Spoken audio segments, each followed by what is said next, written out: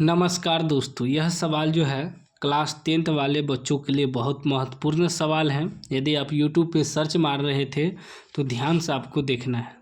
कर आफताब अपनी पुत्री से कहता है, 7 वर्ष पूर्व मैं तुमसे 7 गुनी आयु का था, अब से 3 वर्ष बाद मैं तुमसे केवल 3 गुनी आयु का रह जाऊंगा। इस स्थिति को बीजगणितीय एवं ग्राफीय रूपों में व्यक्त कीजिए।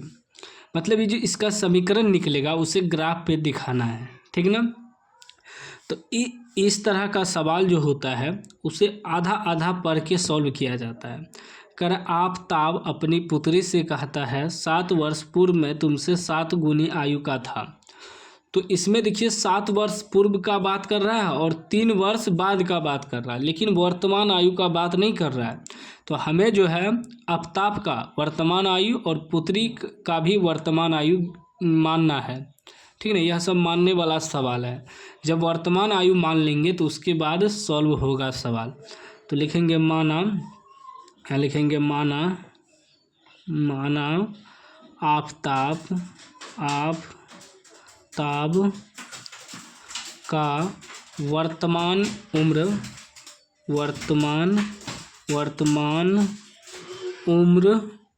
उम्र x वर्ष तथा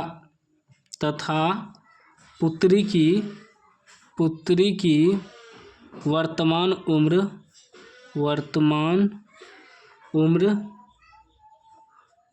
y वर्ष है, ठीक ना। वर्तमान आयु उम्र मान लिए कि आफताब का वर्तमान उम्र मतलब अभी जो चल रहा है x वर्ष तथा पुत्री की वर्तमान उम्र y वर्ष है। वर्तमान उम्र जब हमें मालूम हो गया, अब सवाल में क्या कर रहा है कि 7 वर्ष पूर्व मतलब वर्तमान जो अभी चल रहा है वो मालूम है हमें x वर्ष और y वर्ष। तो 7 वर्ष पूर्व का बात कर रहा है, तो 7 वर्ष पूर्व चलेंगे। पहले यहाँ लिखेंगे 7 वर्ष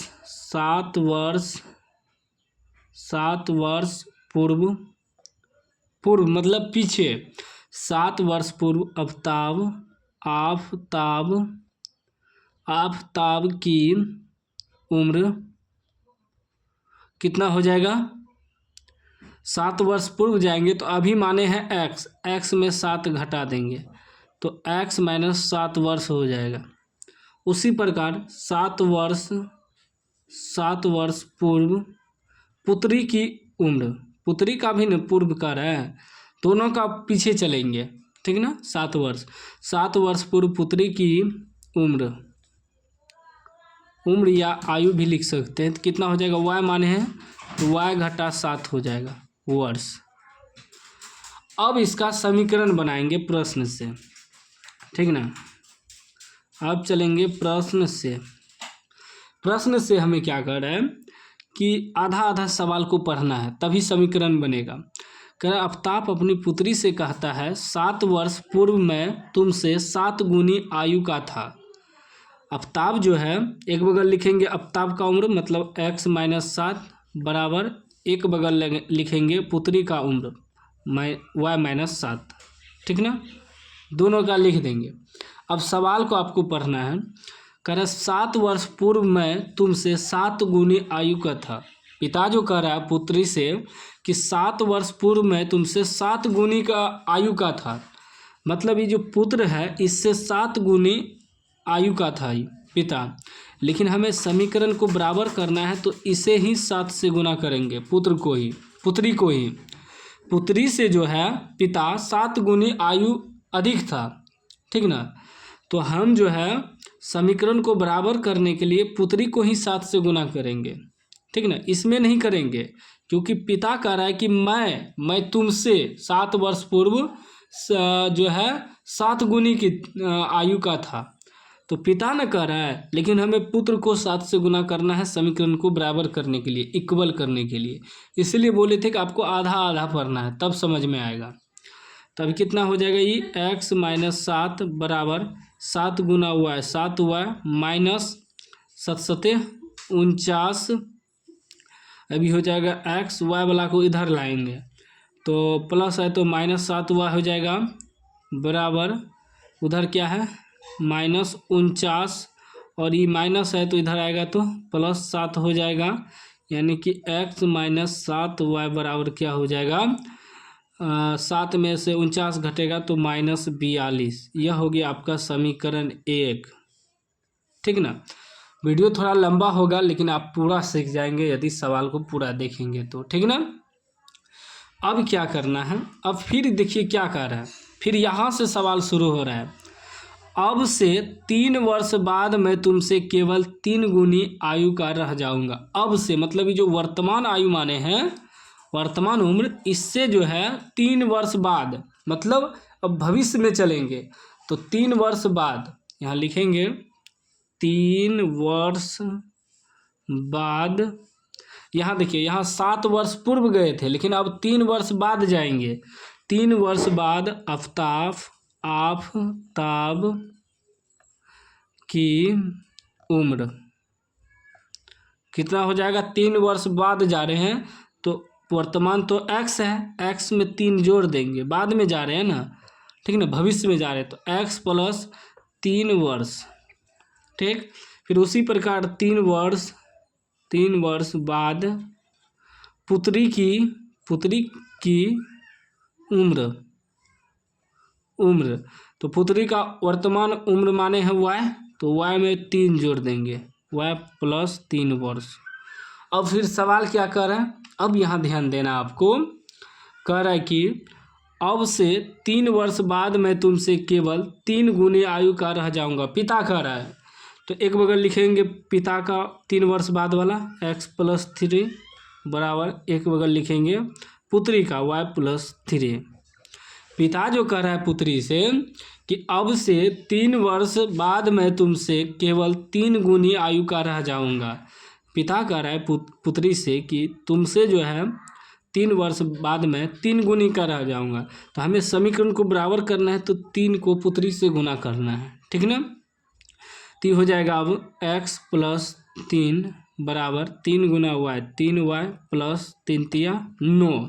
तो x y वाला एक जगह करेंगे तो इधर आएगा तो -3y बराबर 9 है, इधर जाएगा तो -3 हो जाएगा। तो ये हो गया x - 3y बराबर 9 में से 3 घटेगा 6, समीकरण 2।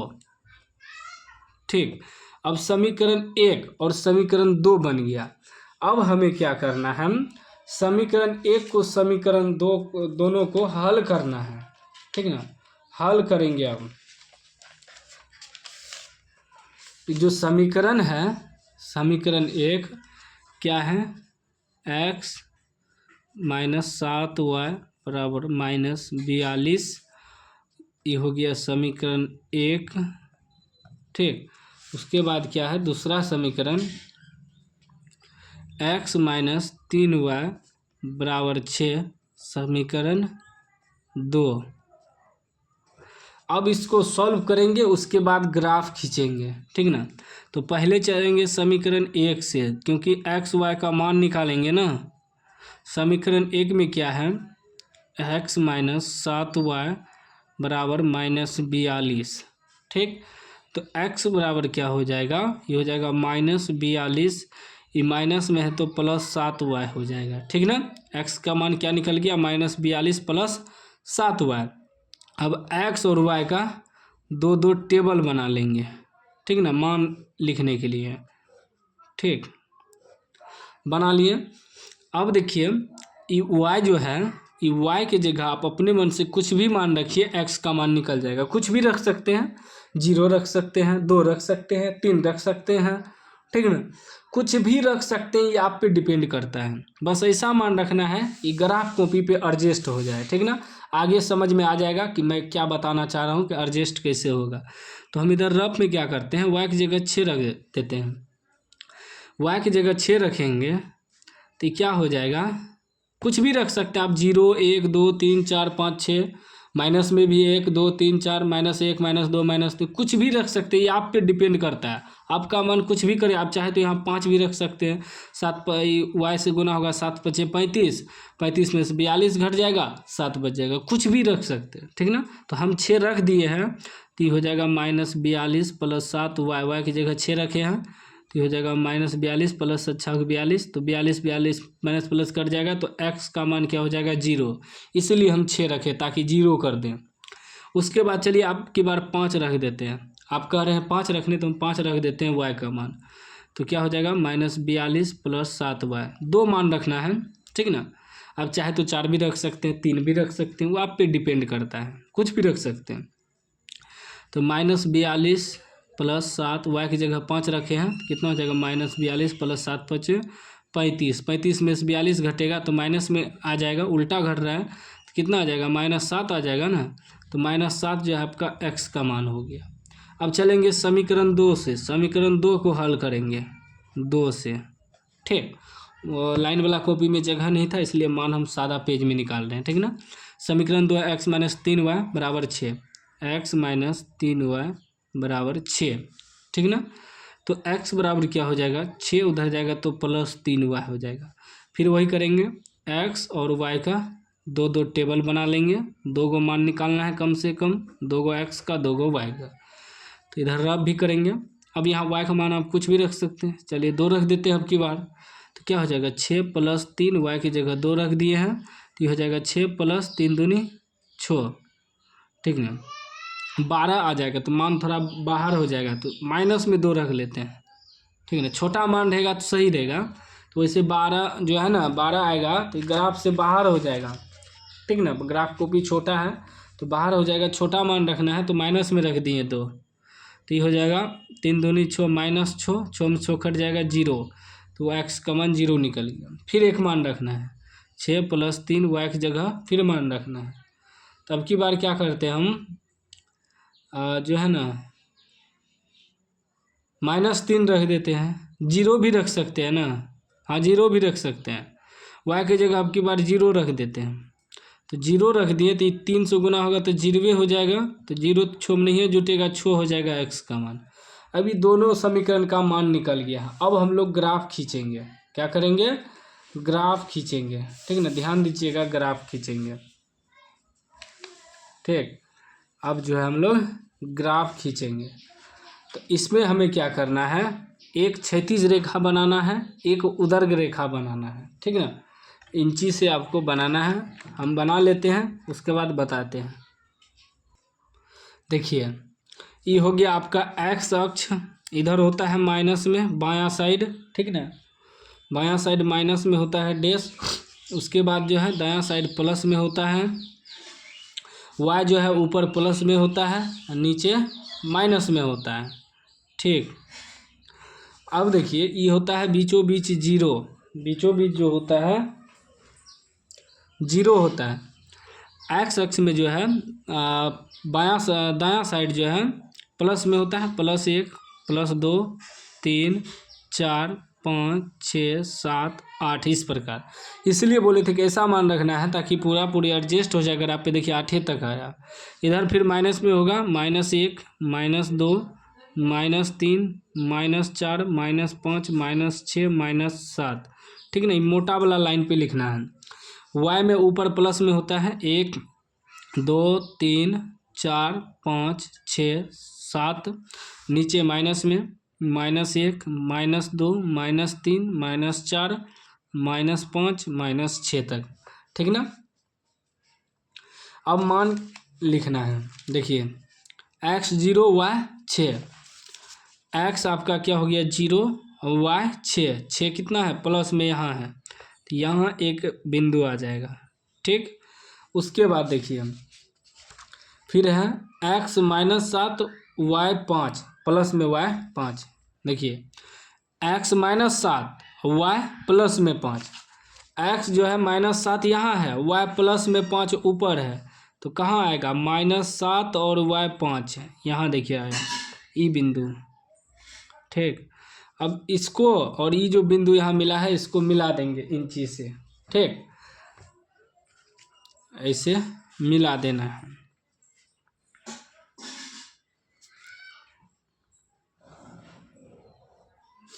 मिला दिए। अब जो समीकरण है उसको भी लिख देना है, थोड़ा पेन जो है ना पूरा दिख नहीं रहा है कलर इसका, जो समीकरण है उसको लिख देना है। पहला समीकरण है इसको भी लिख देंगे, x -7y बराबर -42 समीकरण 1। ठीक, उसके बाद देखिए दूसरा बिंदु, दूसरा समीकरण x0 y-2, x0 y-2 नीचे आ रहा है यहाँ, ठीक ना, यहाँ। उसके बाद देखिए फिर x6 y0 x6 यहाँ आ रहा है, यहाँ। अब इसको और इसको मिला देंगे,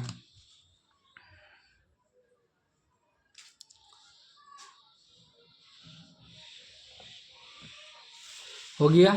इस समीकरण 2 था x-3y बराबर 6, x-3y बराबर 6 समीकरण 2, ठीक ना। यही लिखना था और इसमें आपको पूरा नंबर मिलेगा, ठीक ना। बस इतना ही ग्राफ पे करना था, आपको पेंसिल से ग्राफ में करना है और अच्छा मार्क्स मिल जाएगा, ठीक ना। तो उम्मीद है यह सवाल आप सीख गए होंगे। सीख गए हैं तो लाइक कर दीजिए, चैनल को सब्सक्राइब कर दीजिए और घंटी को दबा के ऑल कर दीजिए।